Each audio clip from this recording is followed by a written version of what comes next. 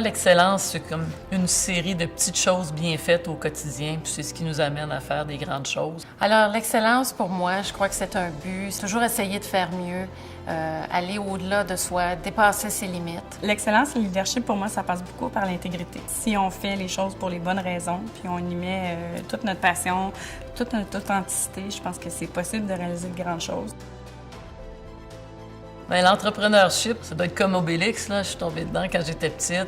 J'ai eu un père qui a créé son entreprise jeune. Alors, j'ai eu la chance d'être élevée dans une famille où on a privilégié le respect, la loyauté, le travail bien fait, l'importance de donner l'exemple, puis de travailler, puis mettre la main à la pâte.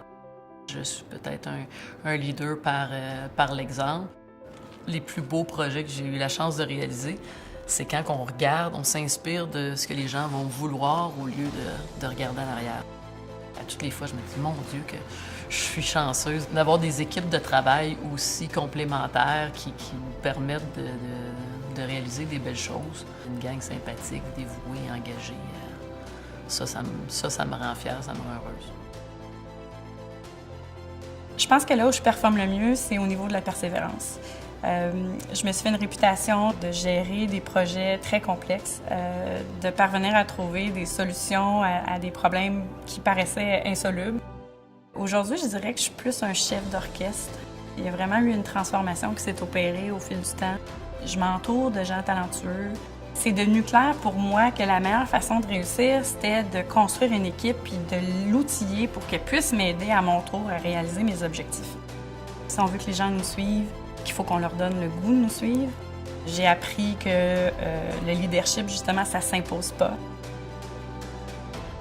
J'ai su rapidement, durant mon cours à l'École polytechnique, que je voulais travailler sur les chantiers, que je voulais être impliquée dans la construction. Le leadership, ça fait partie de mon quotidien. Notre rôle, c'est d'assembler une équipe de spécialistes, de les faire travailler ensemble vers un but commun. Quand on commence à travailler sur un projet, souvent, on sait qu'est-ce qu'on veut livrer à la fin, mais c'est pas juste la finalité qui est importante, mais le chemin qu'on va prendre pour y arriver. Chaque pas, chaque embûche, les doutes, les remises en question, mais aussi la certitude que si on travaille en équipe, on va y arriver.